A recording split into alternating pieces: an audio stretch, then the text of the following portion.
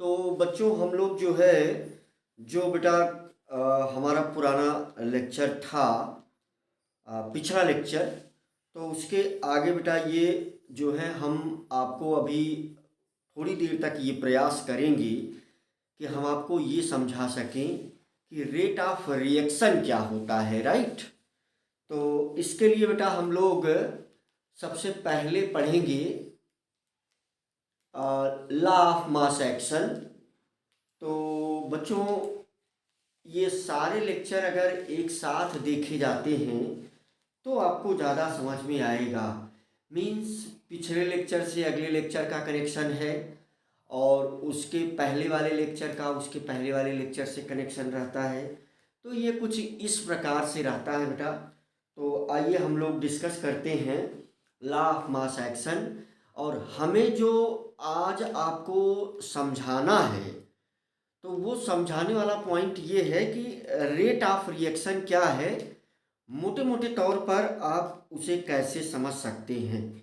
तो अभी जो है अभी लॉ ऑफ मास एक्शन में ही रेट ऑफ रिएक्शन निकल करके सामने आएगा। लॉ ऑफ मास एक्शन जो हम लोग पढ़ने जा रहे हैं उसी में ये रेट ऑफ रिएक्शन सामने आएगा। तो हमें जो है कनेक्ट करके रखना है ना। तो जैसे हम लोग डिस्कस करने चल रहे हैं बेटा लॉ ऑफ मास एक्शन, है ना। तो law of mass action, law of mass action, है ना। तो लॉ ऑफ मास एक्शन को जिन दो वैज्ञानिकों ने दिया था तो प्रपोज्ड बाय सीएम गुल्डबर्ग, है ना। एक पॉइंट ये है कि CM Guldberg and P Waage, है ना। तो प्रपोज्ड बाय सीएम गुल्डबर्ग, है ना। Proposed by CM Guldberg, CM Guldberg, CM Guldberg, है ना, एंड पी बागी, CM Guldberg and P Waage. दूसरे वैज्ञानिक कौन से हैं? P Waage. ये दो महान वैज्ञानिकों ने इस लॉ को प्रपोज किया था। और बहुत मोटी बात हम ये समझें, हम अपने केमिकल काइनेटिक्स, ये थ्योरेटिकल चैप्टर और इसका practical chapter chemical kinetics class 12th में है, जो कि हमारे बेटा यूट्यूब चैनल पर वो पूरा चैप्टर हम पढ़ा चुके हैं। तो वहाँ भी आप उसमें से भी रेट कांस्टेंट को समझ सकते हैं अधिक डिटेल में, है ना। तो केमिकल काइनेटिक्स वो चैप्टर है, तो वहाँ भी आप इन चीज़ों को बहुत ज़्यादा डिटेल में समझ सकते हैं। वहाँ बहुत ज़्यादा डिटेल में समझाया गया है। यहाँ पर जितना आवश्यक है उतनी चर्चा हम आपसे करेंगे। अब क्योंकि वो चैप्टर ही वो है पूरा, तो वहाँ रेट ऑफ रिएक्शन ही पूरा चैप्टर है कहीं ना कहीं, है ना। रेट के ऊपर ही इंटीग्रेटेड रेट इक्वेशन है, तो उसमें भी आप समझ सकते हैं। यहाँ हम पूरी कोशिश करेंगे। तो जैसे वही हम एक छोटा सा एग्जाम्पल लेते हैं हमेशा कि हम सभी लोग कभी ना कभी चीनी घोल करके अपने घर में शरबत बना करके पिए हुए होते हैं, है ना। जब आप ये प्रैक्टिकल आप कर सकते हैं घर में, और मुझे उम्मीद है कि सारे बच्चे इसको किए भी होते हैं ऑलरेडी, कि आप कांच का कोई गिलास ले लीजिए या कांच का कोई बर्तन ले लीजिए जो ट्रांसपेरेंट हो, उसमें चीनी की मात्रा अगर 100 ml पानी में आप 50 ग्राम चीनी डाल के डिजॉल्व करेंगे तो आप देखेंगे कि 45 ग्राम चीनी अगले 10 से 15 सेकंड में डिजॉल्व हो जाती है। और फिर बची हुई 5 ग्राम चीनी भी 10 से 15 या 20 सेकंड ही लेती है डिजॉल्व होने में। तो डिजॉल्व होने का रेट पहले ज़्यादा है। जब हम स्टार्टिंग में पानी रखा हुआ है एक बॉटल में, हमारे पास एक बीकर में पानी रखा हुआ है, कांच के बीकर में जो ट्रांसपेरेंट है, पानी 100 ml, 50 ml अगर उसमें हम डाल रहे हैं चीनी, तो 45 ग्राम चीनी अगले 15 से 20 सेकंड में डिजॉल्व हो जाएगी, और बची हुई 5 ग्राम चीनी के जो छोटे छोटे किनके हैं वो भी 15 से 20 सेकंड ही लेंगी, है ना। फिर से हम अपने एग्जाम्पल को रिपीट कर दें। एग्जाम्पल बच्चों ये है कि अगर 100 ml बीकर में पानी है, उसमें आप 50 ग्राम चीनी डालते हैं, तो अगले 15 से स्टीयर करते हैं चीनी डालने के बाद, तो अगले 15 से उसको मिलाते हैं, तो अगले 15 से 20 सेकंड में उसका 45 ग्राम चीनी घुल जाएगा, और फिर बचा हुआ जो 5 ग्राम चीनी है, अगर हम लगातार स्टीयर करते रहे, लगातार मिलाते रहें उसमें, तो अगला 5 ग्राम भी 15 से 20 सेकंड में ही डिजॉल्व होता है। इससे रिजल्ट क्या निकलता है कि उसके डिजॉल्व होने का जो रेट है, यानी पर ग्राम चीनी कितने सेकंड में डिजॉल्व हो रही है, ये रेट इस बात पर डिपेंड कर रहा है कि चीनी का इनिशियल अमाउंट क्या है ना। तो यही केमिकल रिएक्शन का भी रेट है भाई। रिएक्टेंट जितना ज़्यादा अमाउंट में होगा उतना तेजी से प्रोडक्ट बनाएगा। तो रिएक्टेंट का कंसंट्रेशन चेंज, यानी कितना मोल रिएक्टेंट पर सेकंड प्रोडक्ट में कन्वर्ट होता जा रहा है, यही तो रेट है। अगर हम इमोशनल बात रेट की लिख दें कि भाई कितना मोल रिएक्टेंट पर सेकंड प्रोडक्ट में बदलता जा रहा है, या रिवर्सिबल रिएक्शन में कितना मोल प्रोडक्ट रिएक्टेंट में बदलता जा रहा है ना।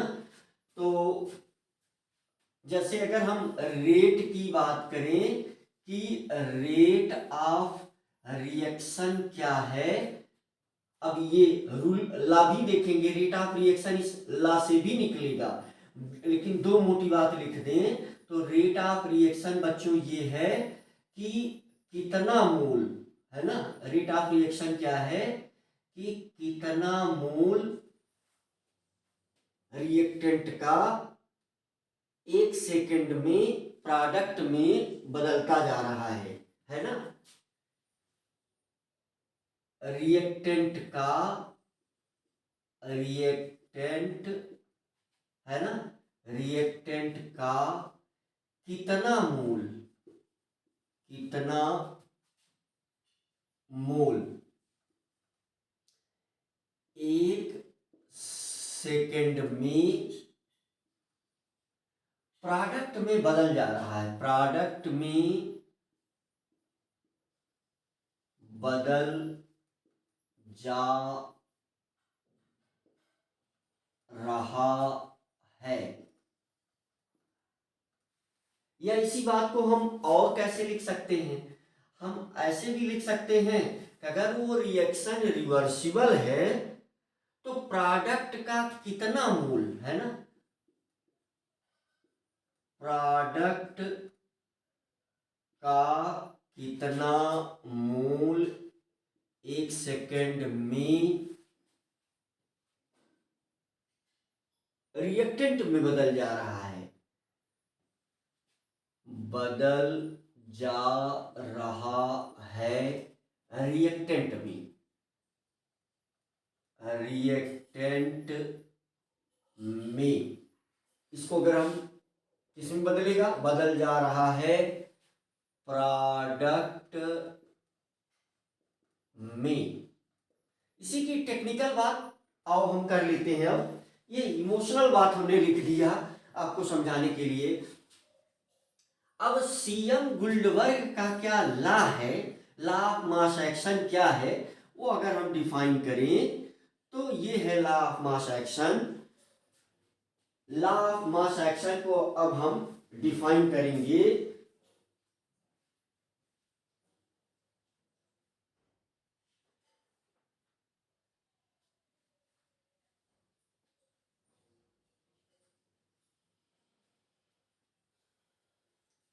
लॉ ऑफ मास एक्शन को बच्चों हम डिफाइन करेंगे eight constant temperature, eight constant temperature, at constant temperature, at constant temperature, reactivity at constant temperature, reactivity of any material, inverted comma यहां लगा दें हम सही से, है ना। लॉ ऑफ मास एक्शन बच्चों हम पढ़ने जा रहे हैं।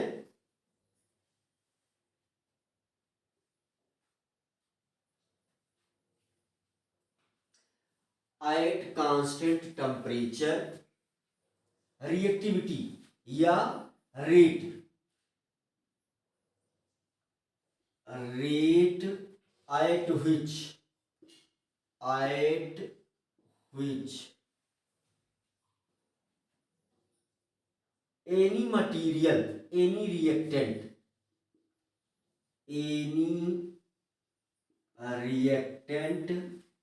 react at constant temperature, rate at which any reactant reacts,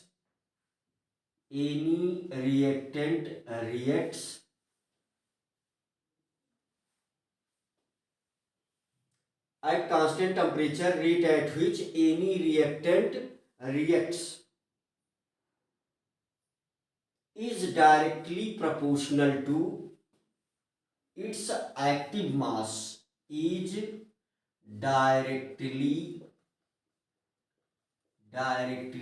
proportional to, directly proportional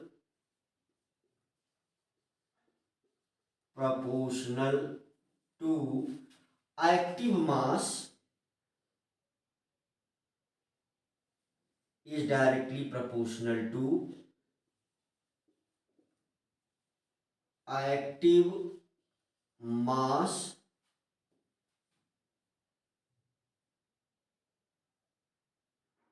with suitable power raised on active mass, directly proportional to active mass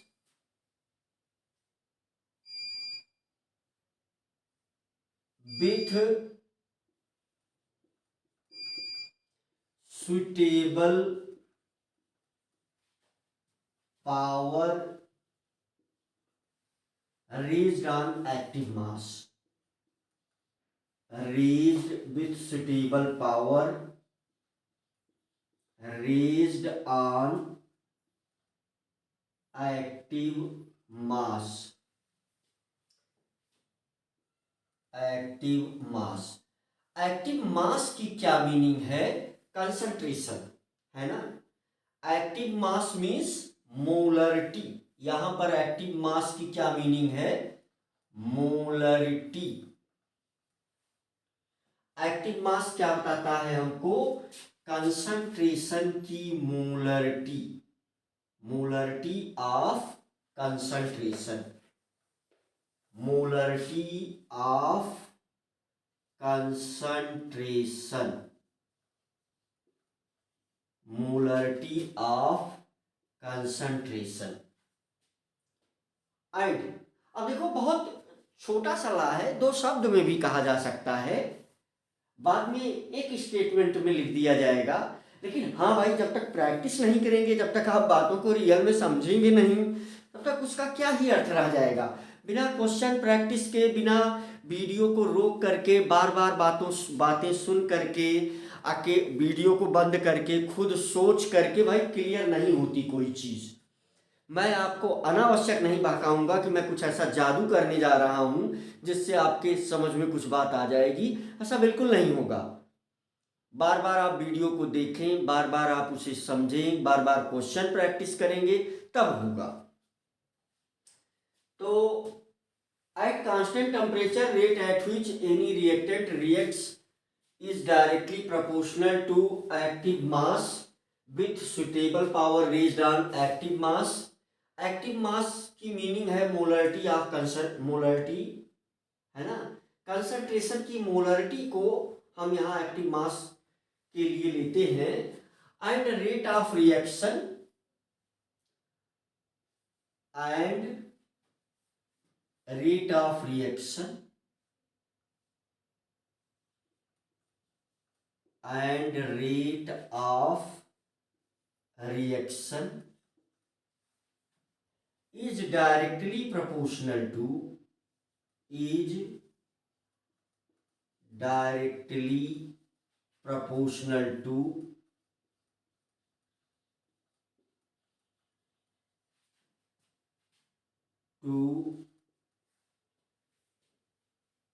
product of such active mass, product of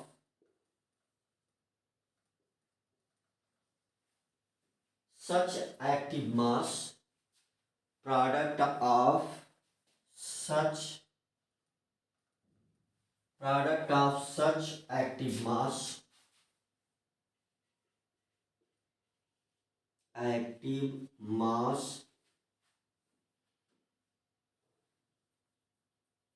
with suitable power, with suitable power.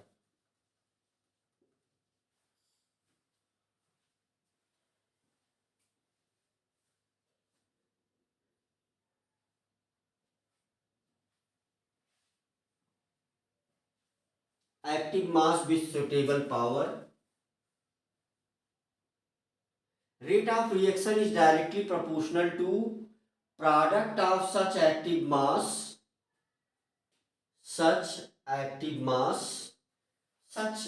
है ना। अगर मान लीजिए कई reactant हो तो masses, तो हम लोग यहाँ masses, such active masses with suitable power of reactants.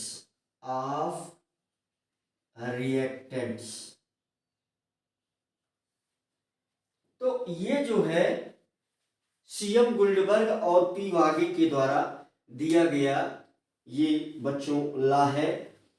अगर हमें याद रखना है तो कुछ कीवर्ड हैं, जैसे ये टेम्परेचर है ना, और रेट है, यहाँ पर रेट ऑफ रिएक्शन है ये, है ना, और ये हमारे पास एक वर्ड है पावर, है ना, और एक्टिव मास। तो ये कुछ वर्ड हैं, कीवर्ड हैं, जिनको कि यूज ही करना है हमको, तभी ये डिफिनीशन बनेगी, है ना। अब यही बात जो इमोशनली कही गई थी ऊपर, इसी चीज को ला के फॉर्म में किया गया है। तो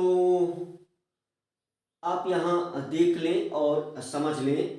तो इसका मतलब कि हम इसको जो हमने लैंग्वेज लिखा है उसको मैथमेटिकली भी हम लिख सकते हैं, है ना। जो लैंग्वेज में जो बातें लिखी गई हैं उसको हम मैथमेटिकली भी लिख सकते हैं।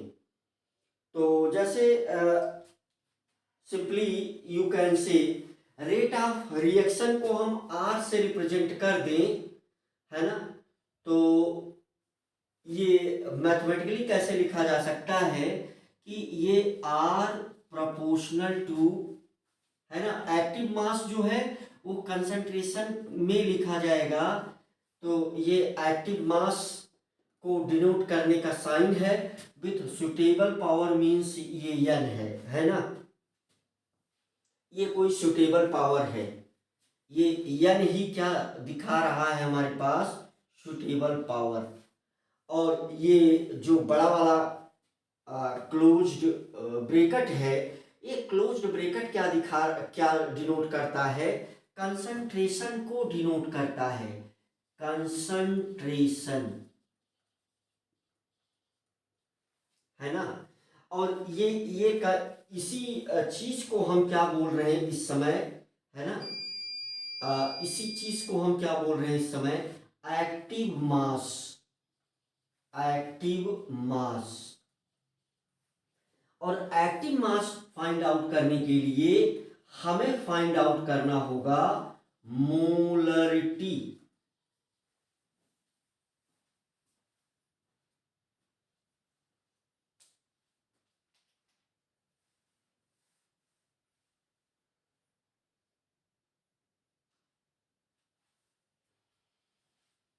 एक्टिव मास को फाइंड करने के लिए हमें क्या फाइंड करना होगा? मोलरिटी।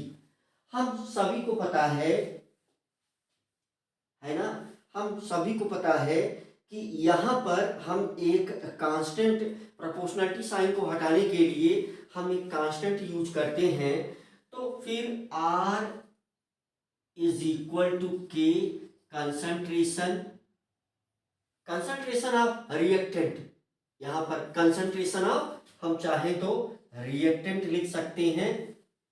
अब यहाँ आर आर दोनों जगह सेम चीज लिखी जा रही है, तो ये आपके समझने के लिए हम कुछ और चीज का इस्तेमाल करेंगे। मान लीजिए कि ये जो लिखा जा रहा है ये कोई एक रिएक्शन है, ए गिव्स पी, है ना। यहाँ पर कोई एक एग्जाम्पल हमने लिया है, ए गिव्स पी। तो यहाँ ए क्या है? रिएक्टेंट है। और यहाँ पर अगर कोई पावर, कोई स्टाइकियोमेट्रिक कोएफिशिएंट नहीं है तो यहाँ 1 है। तो यहाँ पर हम क्या मान लेंगे कि यही n की जो वैल्यू है वो 1 के इक्वल है। तो यहाँ पर हम a लिख सकते हैं, यहाँ पर भी हम a लिख सकते हैं, पावर यहाँ पर n लगा देंगे। और यही जो हमारे पास k है इसी को हम बोलते हैं रेट कांस्टेंट। यहाँ पर जो k है इसी को हम बोलते हैं रेट कांस्टेंट, इसी को हम बोलते हैं रेट कांस्टेंट, है ना। तो ये इस प्रकार से एक्टिव मास, है ना, एक्टिव मास रेट कांस्टेंट, बाद में यही रेट कांस्टेंट बन जाता है। और एक्टिव मास पर छोटे छोटे सवाल पूछे जाते हैं, तो आइए हम लोग फटाफट एक दो सवाल जल्दी से कर लेते हैं, राइट।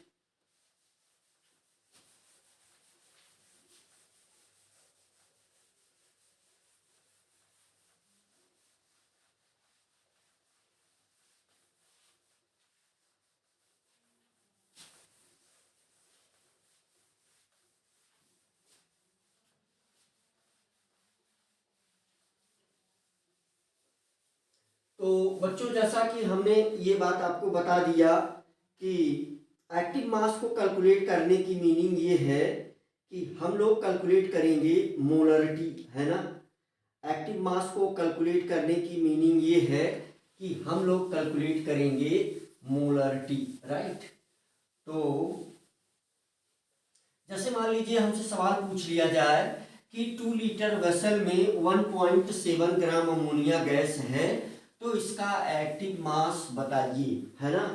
कैलकुलेट, जैसे एक सवाल ये इस प्रकार से पूछ लिया जाए, यदि, है ना, जैसे ये सवाल अगर हमसे पूछ लिया जाए,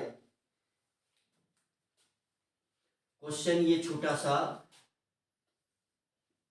if 1.7 gram NH3 gas is present in 2 liter vessel, 2 liter vessel, calculate the active mass of ammonia। तो calculate the active mass of NH3। अगर कुछ ऐसा हमें कह दिया जाता है तो इसका सलूशन आप देखें फटाका, तो हमें कुल मिला करके एक्टिव मास, हमें ये पता होना चाहिए कि active mass is equal to molarity, हमें कैलकुलेट करना है। तो मोलरिटी कैलकुलेट करने के लिए देखिए, जो वॉल्यूम है V है वो 2 लीटर दिया गया है, और NH3 का WNH3 हमको दिया गया है, WNH3 दिया गया है 1.7 ग्राम। मोलर मास NH3 का जो मोलर मास है वो होता है 17, है ना। तो हमें पता है कि मोलरिटी की डिफिनीशन क्या होती है ना। एन NH3 यानी number of moles of NH3 upon volume किसमें, लीटर में, है ना। तो हमारे पास नंबर ऑफ मोल यानी NH3 है ना, यहाँ समझ सकते हैं आप। तो यानी NH3 क्या निकल, ये तो दिया गया है हमको 2 लीटर, है ना। यानी NH3 क्या हो जाएगा हमारे पास, तो 1.7 यानी WNH3 अपान मोलर मास, है ना, 1.7 अपान 17, तो ये आ जाएगा 0.1, है ना। तो यहाँ से मोलरिटी या एक्टिव मास की वैल्यू क्या हो जाएगी, means active mass equal to, तो 0.1 अपान 2 लीटर, है ना। तो ये क्या आ जाएगा 0.05, 0.05, इसकी यूनिट क्या होगी, मोल इंटू लीटर इनवर्स। इसमें एक टाइप का सवाल कभी कभी बच्चों के दिमाग में और डिस्टर्ब करता है, तो वो भी हम जल्दी से लिख दे रहे हैं। मान लीजिए कि इसी में, है ना, मान लीजिए कि इसी में दूसरी भी गैस प्रेजेंट हो, है ना, मान लेते हैं कि इसी में दूसरी भी गैस प्रेजेंट हो। ये क्वेश्चन है, क्वेश्चन मैं आपको समझा दे रहा हूं। ये हमारे पास क्वेश्चन है, हमारे पास यही यही 2 लीटर का, ये 2 लीटर का एक बंद बर्तन है, क्लोज्ड वेसल है, क्लोज्ड वेसल है,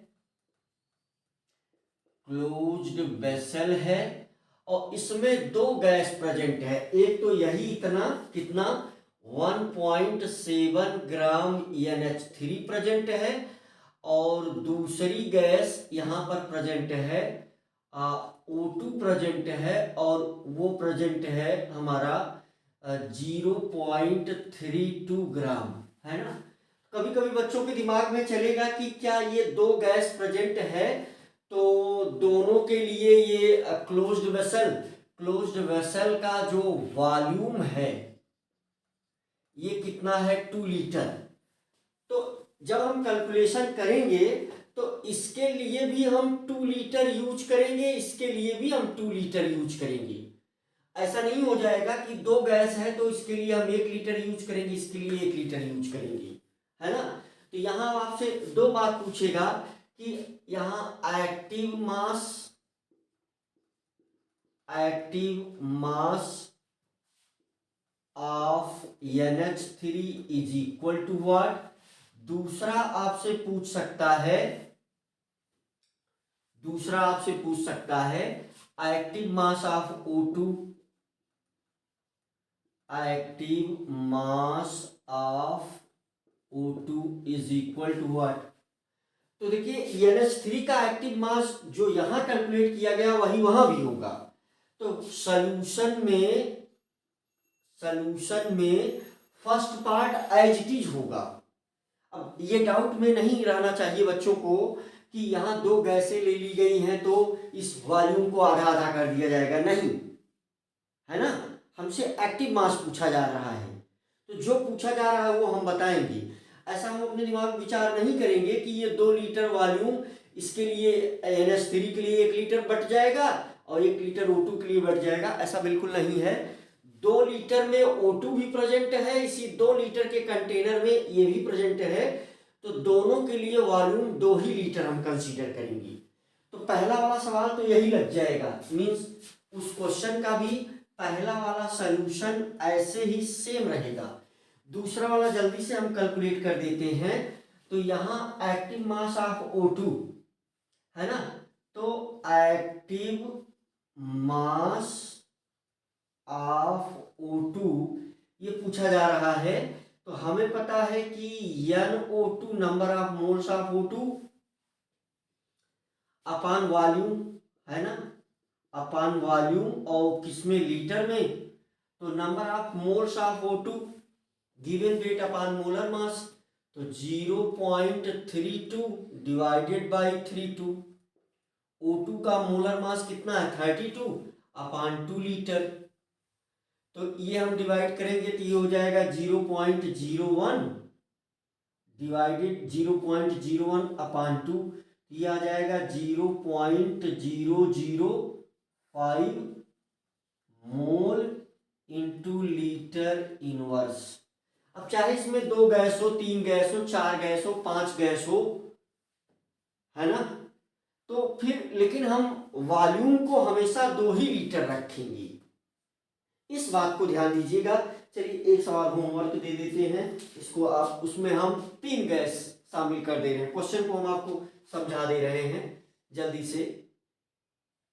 ये हो गया हमारे पास, ये हो गया हमारे पास क्वेश्चन 1, ये हो गया हमारे पास क्वेश्चन 2। एक क्वेश्चन जल्दी से आप होमवर्क में प्रैक्टिस कर लेंगे वीडियो को रोक करके, राइट। तो ये देख लें आप,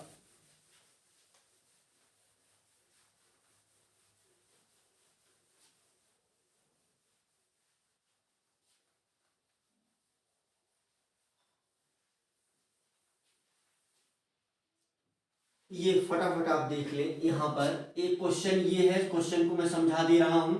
ये कोई एक कंटेनर है जिसमें 3 गैसें प्रेजेंट हैं, CO2 प्रेजेंट है, CH4 प्रेजेंट है, और हमारे पास प्रेजेंट है CO2 CH4, और मान लेते हैं कि C2H2 प्रेजेंट है, एसेटिलीन। 3 गैसें प्रेजेंट हैं, इसका अमाउंट दिया गया है ना, इसका अमाउंट दिया गया है 2.2 ग्राम, इसका अमाउंट दिया गया है आप कह सकते हैं कि 16 ग्राम, और इसका अमाउंट दिया गया है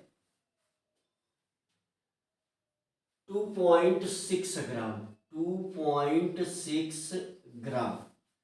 तो ये सब इसमें प्रेजेंट है।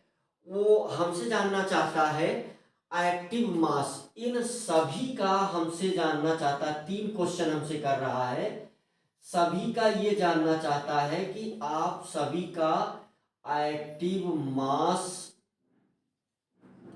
Is equal to what. तो इसमें 3 क्वेश्चन पूछा जा रहा है, active mass of CO2, active mass of CH4, active mass of. पहला क्वेश्चन है, इसका वॉल्यूम दे दिया इसने 5 लीटर, है ना। पहला क्वेश्चन है active mass of CO2 equal to what. दूसरा क्वेश्चन है active mass of CH4 is equal to what. तीसरा क्वेश्चन है, हमसे पूछा जा रहा है active mass of acetylene C2H2 is equal to what. अब यहां से आप सॉल्यूशन शुरू करेंगे, ठीक बेटा। तो क्वेश्चन की आप प्रैक्टिस कर लेंगे, एक्टिव मास आपको बहुत क्लियर हो जाएगा, और अभी तक उम्मीद है कि आपको क्लियर हो भी चुका होगा। अब जो हमारा आज का ऑब्जेक्टिव था, वो ऑब्जेक्टिव है कि हम लोग डिस्कस करेंगे, आज का जो हमारा ऑब्जेक्टिव है, तो वो हम लोग डिस्कस करेंगे केपी और केसी पर। तो रेट को वही समझाना था, है ना। तो आज का जो हमारा उद्देश्य है,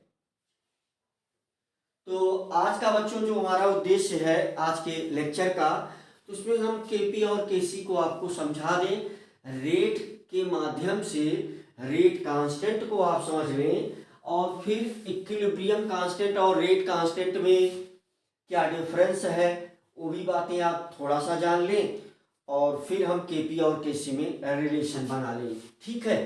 तो आज के वीडियो का ये हमारा उद्देश्य है। तो चलें जल्दी जल्दी हम लोग बातों को समझें और सिलेबस को आगे बढ़ाएं।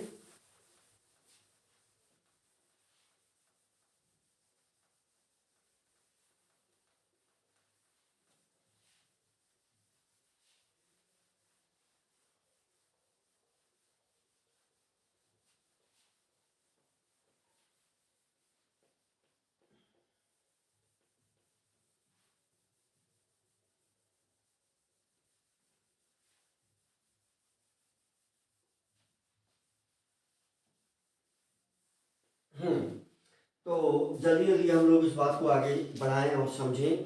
अब देखिए यहाँ से डायरेक्ट आपको ऐसे अब समझना होगा कि मान लीजिए कोई रिएक्शन है Na+Nb और ये रिवर्सिबल रिएक्शन है N1A N2B M1C और प्लस M2D, है ना। तो ये N1 N2 M1 M2 ये सब क्या कहलाते हैं, ये कॉफिशिएंट हैं, है ना, स्टाइकियोमेट्रिक कॉफिशिएंट हैं, बच्चे सब पहले से जानते हैं।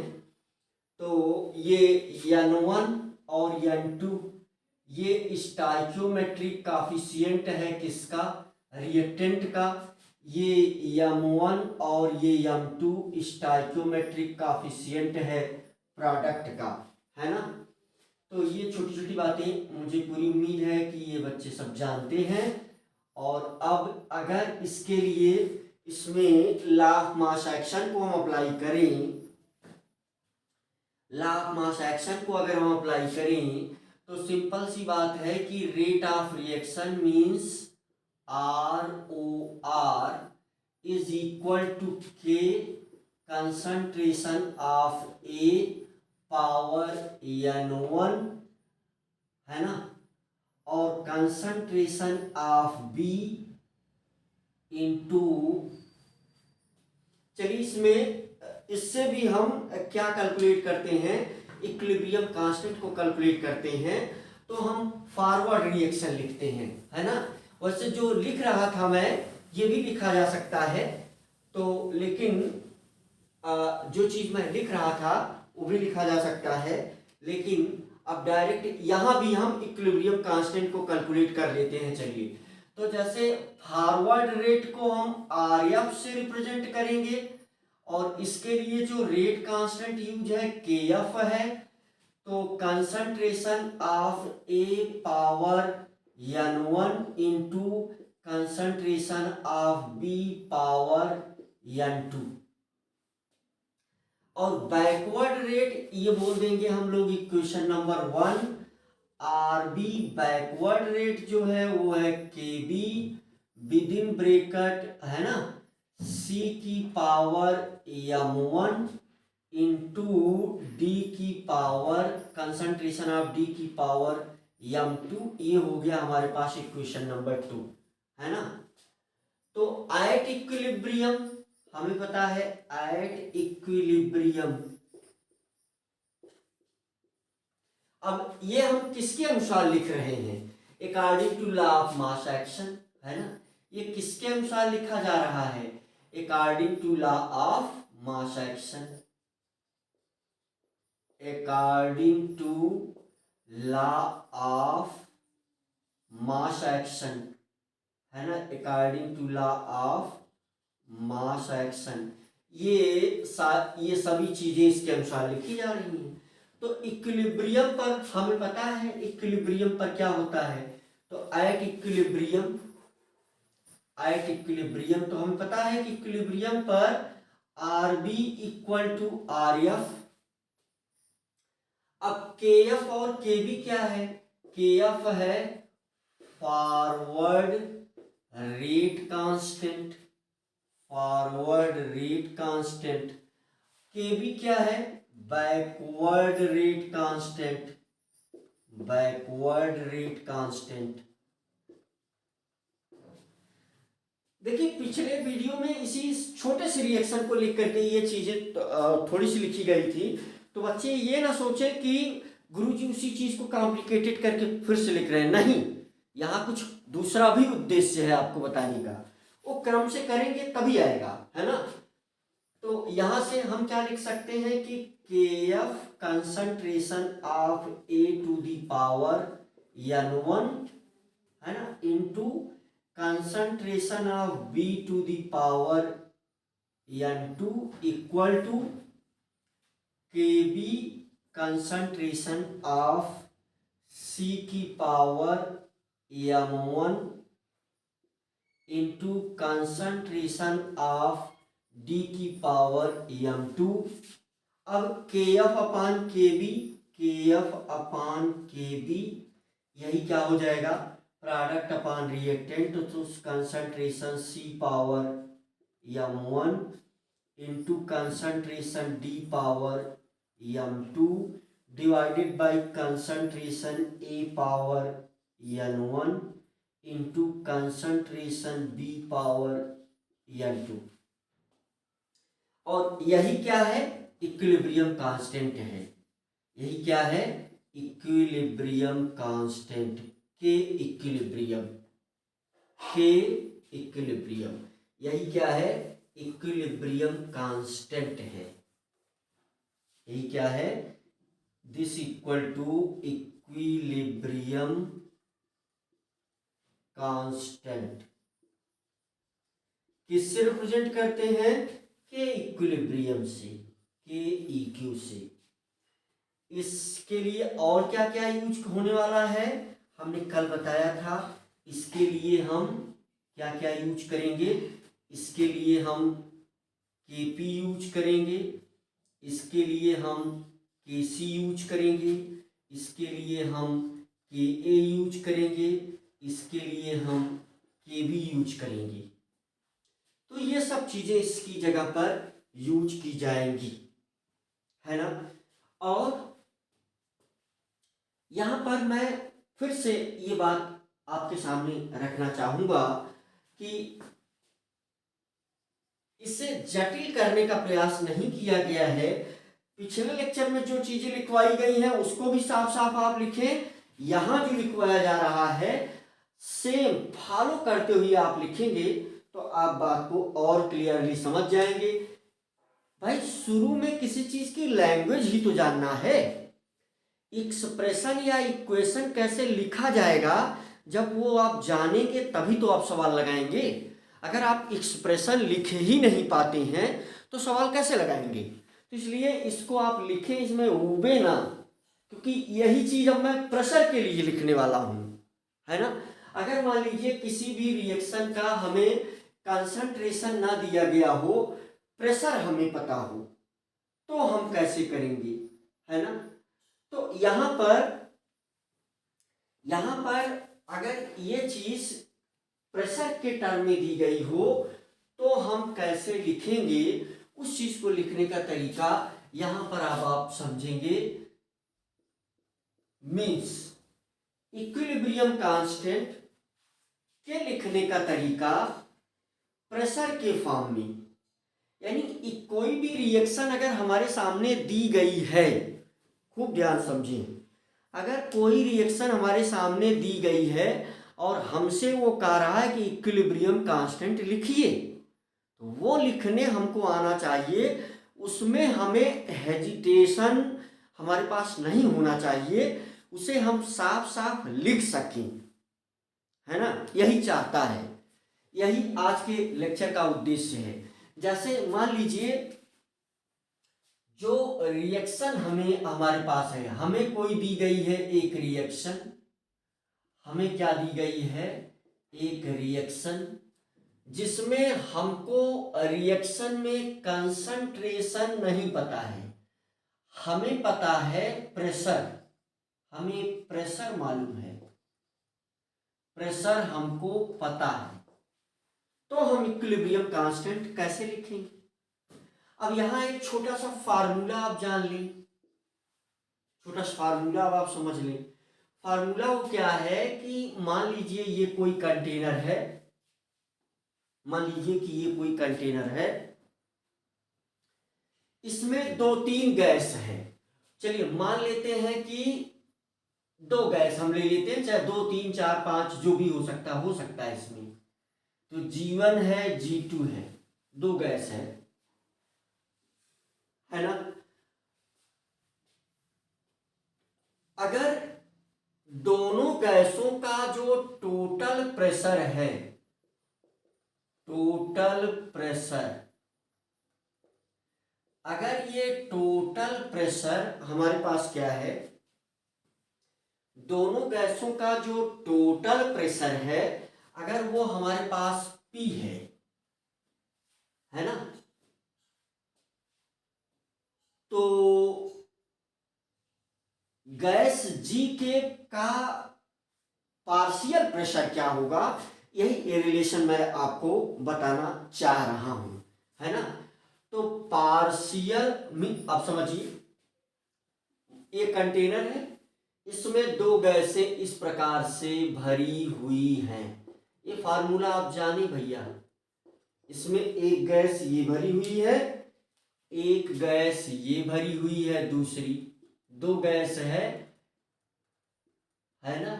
ये G2 रेड वाला है और G1 जो है वो क्या है, ब्लैक वाला है। तो पहली गैस भी कुछ प्रेशर लगाएगी और दूसरी भी गैस कुछ प्रेशर लगाएगी। पहली गैस भी कुछ प्रेशर लगाएगी और दूसरी गैस भी कुछ प्रेशर लगाएगी। तो गैस 1 का पार्शियल प्रेशर, यहां पर फार्मूला क्या हमारे सामने बन करके आएगा कि गैस 1 का partial pressure of G1, partial pressure of gas 1, इसको हम किससे रिप्रेजेंट कर दें, इसको हम रिप्रेजेंट कर दें P dash G1, P dash G1 से, P डैश G1 से रिप्रेजेंट कर दें। Partial pressure of gas 1 plus partial pressure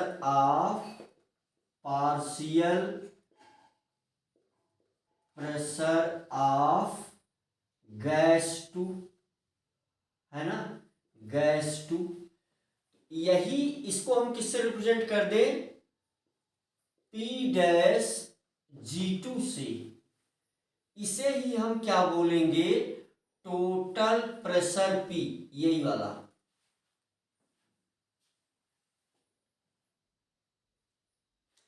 अब हमको बताना क्या था, ये बात तो आप सोचेंगे गुरुजी ये क्या बता रहे थे, ये तो मैं खुद ही जानता हूं। गुरुजी समय पास कर रहे हैं, नहीं समय नहीं पास कर रहा हूं, समझें आप इसको। अब पार्शियल प्रेशर का क्या फार्मूला है वो मैं बताना चाह रहा हूं। मैं ये बताना चाह रहा हूं कि P dash G1 is equal to total pressure P multiplied mole fraction, multiplied mole fraction of gas, multiplied mole fraction of gas G1, ये बताना चाह रहा था। मोल फ्रैक्शन, अब मान लीजिए इसका नंबर ऑफ मोल है, इसका नंबर ऑफ मोल है N1, इसका नंबर ऑफ मोल है N2। तो मींस P डैश G1 क्या हो जाएगा, टोटल प्रेशर P, चलिए P को P टोटल हम लिखते हैं, P टोटल यहां पर P टोटल मल्टीप्लाइड क्या हो जाएगा, N1 अपान, है ना, N1 प्लस N2। यही क्या हो जाएगा, पार्शियल प्रेशर G1 शार्ट में जो बताना चाह रहा था। अब दूसरे के लिए इतना समय नहीं लगाऊंगा, डायरेक्ट लिख दूंगा। तो ये हो जाएगा P total, very important, P total X1। X1 क्या है, गैस 1 का mole fraction, P total multiply by X1। तो फार्मूले को समराइज कर दिया जाए, फटाफट समराइज कर दिया जाए। चलिए फटाफट फार्मूले को समराइज कर देते हैं। ये बताना चाह रहा था, यहीं से आपका काम बनेगा, है ना, KP KC में रिलेशन यहां से बनेगा। तो समझे इन बातों को, इनका यूज बहुत अधिक भरपूर मात्रा में होगा, ठीक है। अब आप समझे इस बात को। जैसे हम समराइज कर देते हैं, इसका मतलब हमारे पास जो फार्मूला, अब ये पॉइंट है ना, ये पॉइंट, ये छोटे छोटे पॉइंट, इसका मतलब कि जो हमारे पास फार्मूला आ जाएगा, यू कैन से हम ऐसे लिख देते हैं कि ये हमारे पास partial pressure of gas two is equal to, हम लिख सकते हैं यहाँ पर P total multiplied mole fraction of gas two means x2। x2 क्या है? Mole fraction of gas two, G for gas, है ना। हमारे पास फार्मूला क्या आ गया? हमारे पास फार्मूला क्या आ गया? Partial pressure of gas one plus partial pressure of gas two equal to P total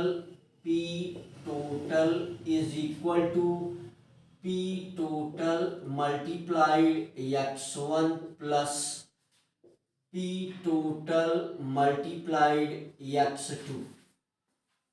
जहां जरूरत पड़े इन फार्मूलों को यूज करना पड़ेगा इस चैप्टर में, वेरी इंपॉर्टेंट, ये कंसेप्ट वेरी इंपॉर्टेंट। अब पटाखा जो हमारा उद्देश्य था हम उस पर चले आ रहे हैं। हमारी मेन हेडिंग को जो हम बताना चाह रहे हैं एक साथ, है ना, उसको हमने ये हैज में लिखा है, और अब इसके बहुत सारे पॉइंट हमारे सामने बन करके आ रहे हैं। जैसे अभी ये छोटे छोटे फार्मूले जिसको हमने पॉइंट में बना दिया, आपकी समझने के लिए हमें एक सेटिंग शो करना पड़ता है कि कैसे सारी चीजें कनेक्टेड हैं।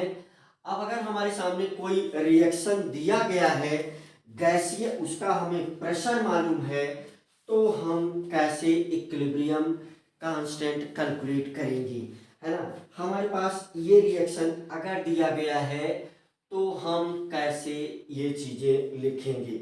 हमारे पास रिएक्शन जो दिया गया है वो दिया गया है भैया N1 वही पुराना वाला, अब ये गैसियस स्टेट में है, प्लस N2B, N2B किस स्टेट में है? गैसियस स्टेट में। और हमें दिया गया ये रिएक्टेंट जो है प्रोडक्ट में कन्वर्ट हो रहा है, M1C गैसियस स्टेट में प्लस M2D गैसियस स्टेट में। तो हमें सबका सही सिंपल सी बात है कि सभी का अगर हमें पार्शियल प्रेशर मालूम है तो हम लिख सकते हैं। इसके लिए ये रिएक्शन देखते ही अब प्रेशर के टर्म में अगर लिखा जाएगा, है ना, अगर प्रेशर के टर्म में लिखा जाएगा तो केपी, तो ये रिएक्शन देखते ही आपको केपी लिखने आना चाहिए।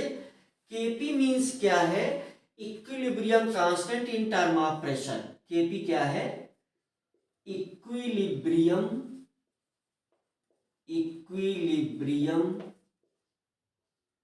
Constant in term of pressure. Equilibrium constant in term of pressure ये लिखने आना चाहिए। तो this will equal to partial pressure, देखिए partial pressure of what? Partial pressure of what? Partial pressure of C total power M1 into partial pressure of D total power stoichiometric coefficient M2 divided by partial pressure of A, partial pressure of A total power partial pressure of A total power N1 into multiplied या into partial pressure of B total power N2, ये लिखने हमको आना चाहिए। अब अगर हमें ये चीज गिवन हो, अगर हमको ये बात गिवन हो, क्या बात गिवन हो भाई, अगर हमको ये बात गिवन हो कि टोटल प्रेशर, अब जाहिर सी बात है कि ये रिएक्शन किसी क्लोज्ड वेसल में हो रहा होगा। ये रिएक्शन कहाँ हो रहा होगा, क्लोज्ड वेसल में हो रहा होगा। रिएक्शन कहाँ हो रहा होगा, क्लोज्ड वेसल में हो रहा होगा। तो अगर यहां पर हमें पी टोटल दिया गया हो, अगर हमें पी टोटल, टोटल प्रेशर दिया गया हो, तो टोटल प्रेशर के लिए हमें ये बात पता होनी चाहिए कि पी, है ना, हमें ये बात पता होना चाहिए कि पी टोटल प्रेशर अगर हमें गिवन है,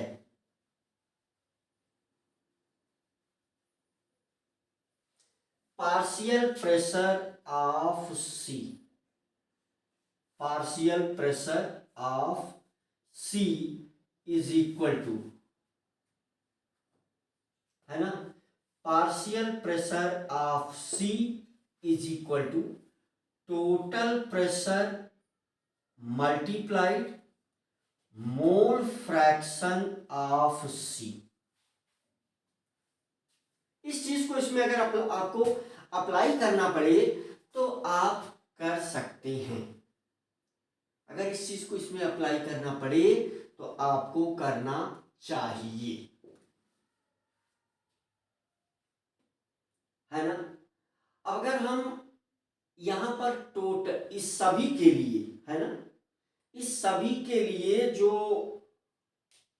नंबर ऑफ मोल है, मान लेते हैं कि ये इक्विलिब्रियम आ चुका है ना, यहां जो ये एक्सप्रेशन लिखा जा रहा है, तो ये कंडीशन बिल्कुल एकदम तभी ये लिखा जा सकता है when reaction has achieved equilibrium, when reaction has achieved equilibrium, equilibrium, ये तभी लिखा जा सकता है जब आप जब रिएक्शन इक्विलिब्रियम को अचीव कर चुका हो, है ना। ये तभी लिखा जा सकता है जब क्या कर चुका हो, अचीव कर चुका हो, है ना। यहां पर P डैश क्या, P partial pressure of D क्या हो जाएगा, P total multiplied mole fraction of gas D, है ना। यहां पर क्या हो जाएगा, यहां पर partial pressure of gas A equal to, यहां क्या हो जाएगा, P टोटल मल्टीप्लाइड XA। यहां पर क्या हो जाएगा, partial pressure of B is equal to P total multiplied XB।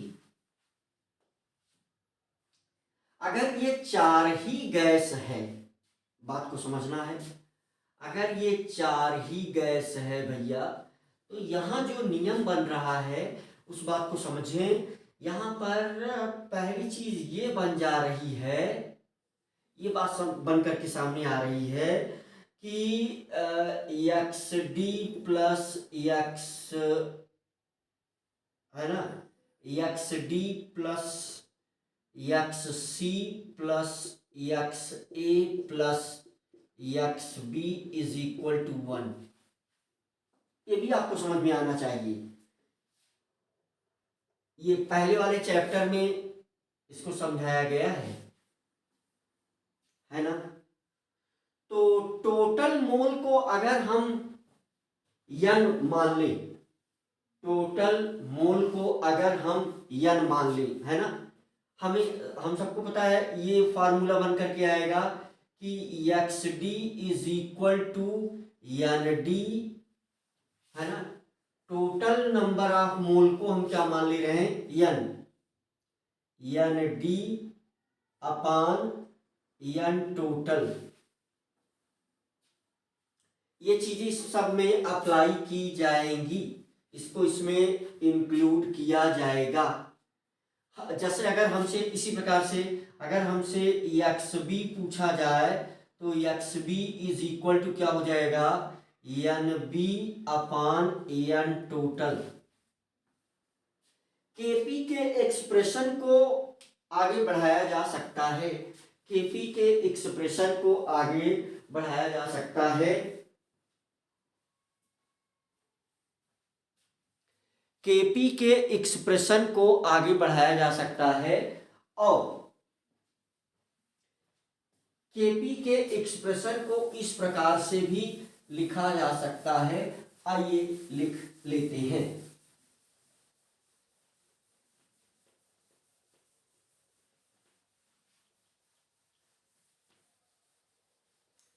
कभी कभी आपको केपी के इस एक्सप्रेशन की आवश्यकता पड़ेगी क्वेश्चन को सॉल्व करने में।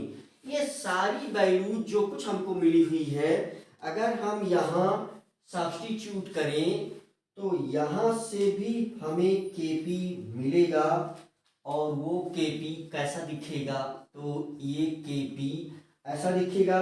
जो नॉर्मल सी बात है कि KP means product upon reactant, KP means product upon reactant, और उस चीज को हम यहाँ पर ऐसे लिख सकते हैं।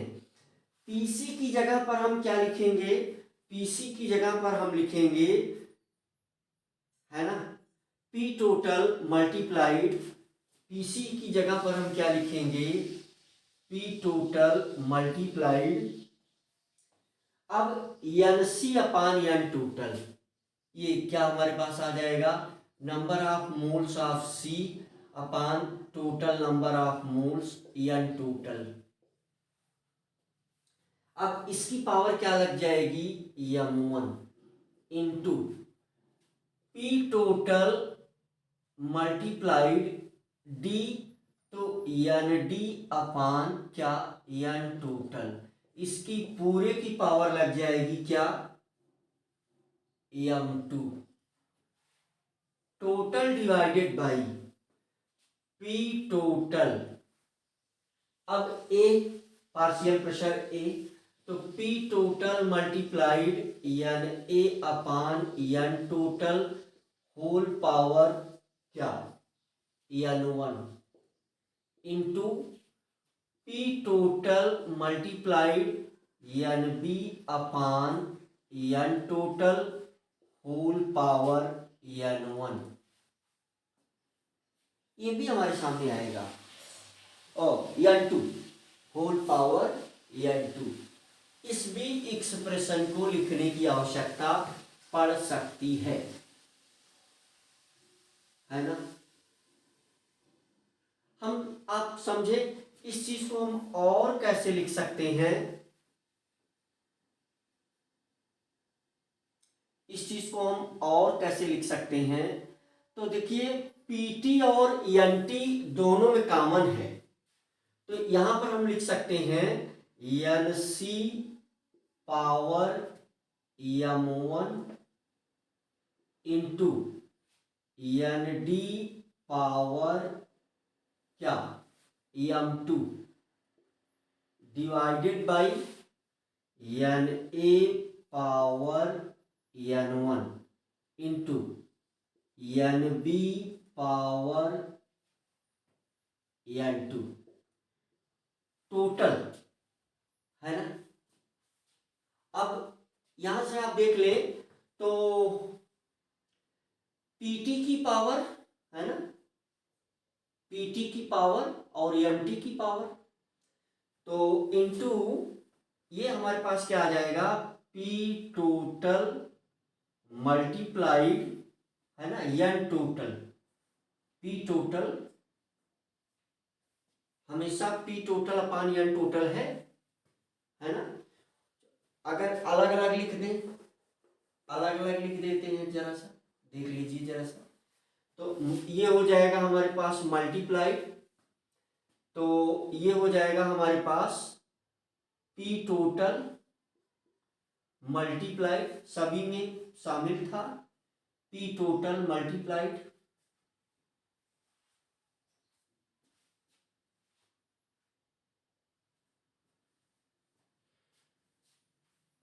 है ना। तो यहाँ से क्या बाहर जा रहा है उस चीज को आप देख लें। P total upon N total, P total upon N total, या P total upon N total, ऐसे लिख दें हम इसको।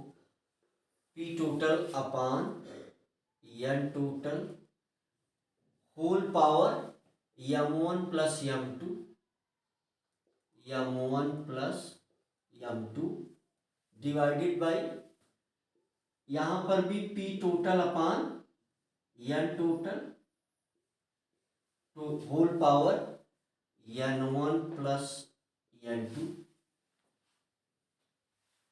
केपी को ऐसे भी, ये सब एक्सप्रेशन की जरूरत हमें पड़ेगी, है ना। ये सब एक्सप्रेशन की जरूरत हमको पड़ेगी। नीचे भी पी टोटल है ना, तो इसको इस प्रकार से भी लिखा जा सकता है। तो आइए हम लोग जो है केपी केसी में रिलेशन बनाते हैं। फटाफट हम लोग केपी केसी में रिलेशन बनाते हैं। यहाँ पर जल्दी से हम लोग केपी और केसी में रिलेशन बनाते हैं। केसी, केपी और केसी। केसी क्या है? केसी भी इक्विलिब्रियम कांस्टेंट है इन टर्म ऑफ कंसंट्रेशन। केसी भी इक्विलिब्रियम कांस्टेंट है इन टर्म ऑफ कंसंट्रेशन। जल्दी से फटाफट देख ले आप।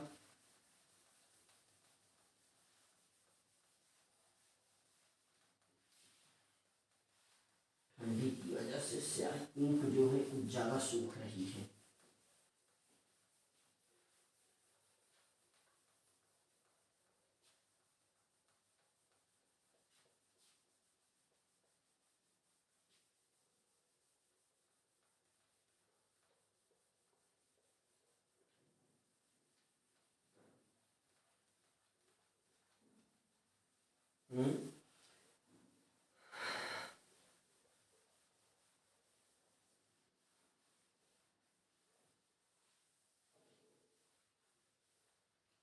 हमारी जो रीडिंग है, relation between KP and KC. Relation between KP and KC. Relation between KP and KC, फटाफट हम लोग इसको देखते हैं। मान लेते हैं कोई रिएक्शन हमारे सामने ऐसा दिया गया है, इसको हम छोटा कर देते हैं। इसको हम छोटा भी कर सकते हैं, जैसे n1a गिव्स n2b, है ना। n2b छोटे से पार्ट में भी आपको समझाया जा सकता है, बड़े से पार्ट में भी आपको समझाया जा सकता है। इसको देखते ही आपको ये लिखने में परेशानी नहीं होनी चाहिए कि KC is equal to concentration of B power n2 divided by concentration of A power n1। KC क्या है? Equilibrium constant in term of concentration. Equilibrium constant in term of concentration, in term of concentration। तो hello,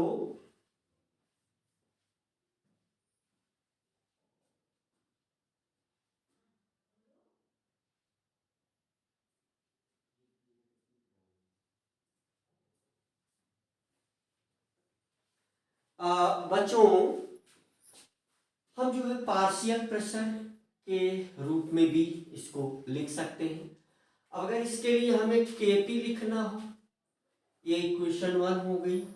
अगर हमें KP लिखना हो, अभी बता दिया, partial pressure of B, partial pressure of B power n2 divided by partial pressure of A power n1। ये हो गई हमारे पास इक्वेशन नंबर 2। हमें ideal gas according to ideal gas equation, according to ideal gas equation, है ना। तो partial pressure या pressure, है ना, हमारे पास ये है PV is equal to NRT। इससे हम लोग क्या लिख सकते हैं कि pressure P is equal to, है ना, N/V इंटू RT, और N/V को ही क्या बोलते हैं, C। N/V को ही क्या बोलते हैं, CRT। यहाँ C क्या है, कंसंट्रेशन है। यहाँ पर C क्या है, कंसंट्रेशन है।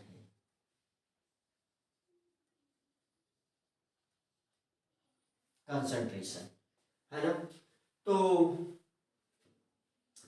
बहुत सिंपल सी बात है कि इसको देख करके हम क्या लिख सकते हैं, partial pressure of B is equal to, partial pressure of B is equal to concentration of B into RT, है ना, concentration of B into RT।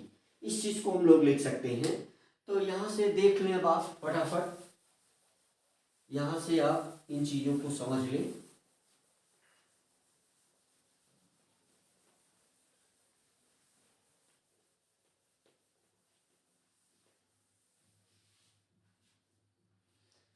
तो यहां से पार्शियल प्रेशर ऑफ बी ये हो जाएगा, और पार्शियल प्रेशर ऑफ ए क्या हो जाएगा, यहां से पार्शियल प्रेशर ऑफ ए क्या हो जाएगा, तो ये हो जाएगा हमारे पास concentration of A into RT।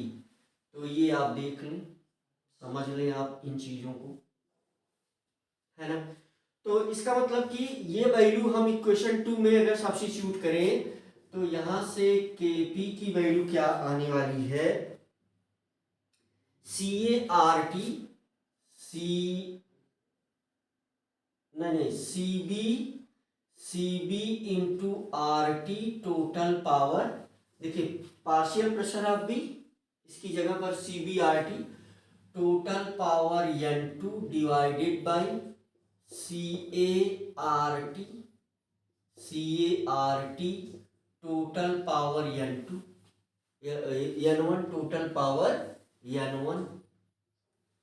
तो फिर बहुत सिंपल सी बात है कि इसको हम ऐसे भी लिख सकते हैं कि concentration of B, concentration of B, या हम अब यहां पर ब्रैकेट ना ही लगाएं तो concentration of B power N2 divided by concentration of A power N1 multiplied RT की power N2 minus N1।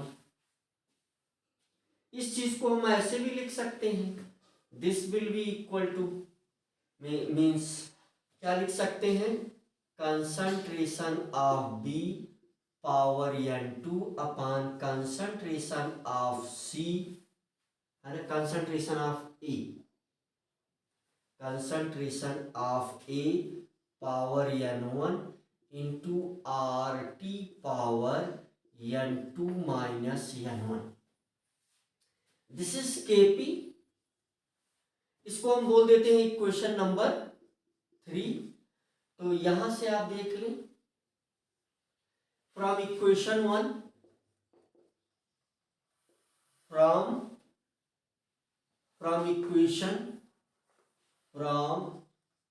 Equation 1 and equation 3 comma B get क्या पा जाएंगे, हम पा जाएंगे कि Kp इज इक्वल टू, है ना।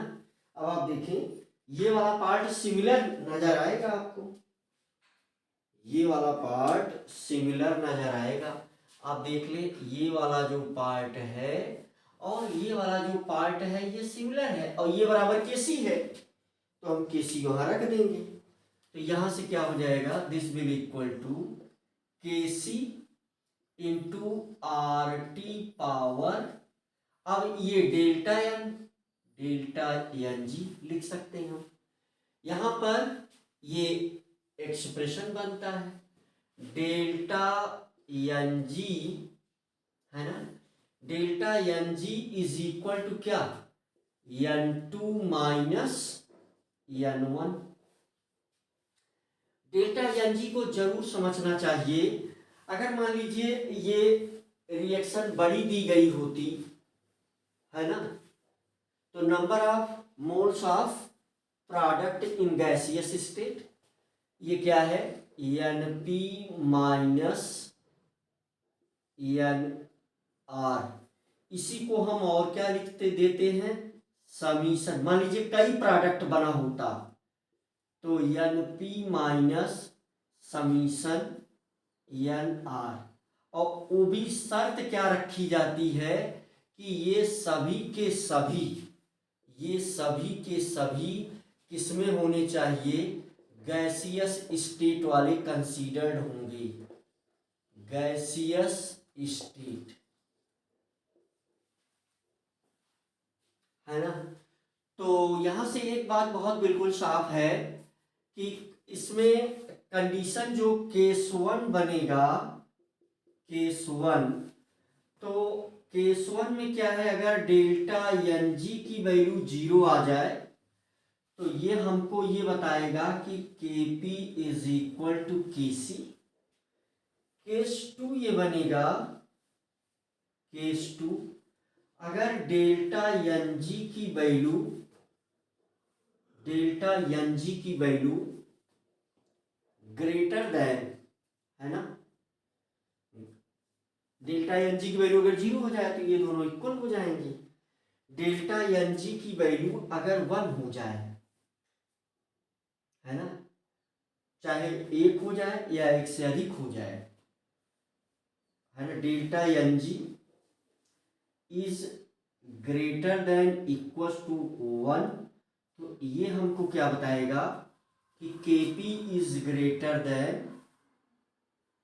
Kp is greater than Kc। और केस थ्री हमको क्या बताएगा, केस थ्री हमको बताएगा कि डेल्टा एन जी की वैल्यू, डेल्टा एन जी की वैल्यू क्या हो जाए, 1 से कम हो जाए, delta N G is less than 1। तो सिंपल सी बात है कि ये बताएगा के सी ग्रेटर देन के पी। तो ये छोटी छोटी बातें हम लोगों ने देखे, है ना, इन छोटी छोटी बातों को आप देखें और समझें। और ये मोटी मोटी बातें हैं। अगर ये 1 से कम हो जाएगा, 1 से कम हो जाएगा मीन्स, है ना, यहाँ पर ये क्या है, ये यहाँ पर अगर सपोज करिए कि आर टी 0 से कम लिखते हैं, है ना, माइनस में जाएगा तभी वो नीचे आएगा। तो 0 से कम का मतलब ये माइनस में अगर वैल्यू जाएगी, है ना, लेस देन 0, है ना, यहाँ पर ये ग्रेटर देन 0, है ना, ग्रेटर देन 0, यहाँ पर इक्वल टू 0, यहाँ पर ग्रेटर देन 0, है ना, यहाँ पर ग्रेटर देन, चलिए 1 लिखते हैं, ठीक है, ग्रेटर देन 1 लिखते हैं।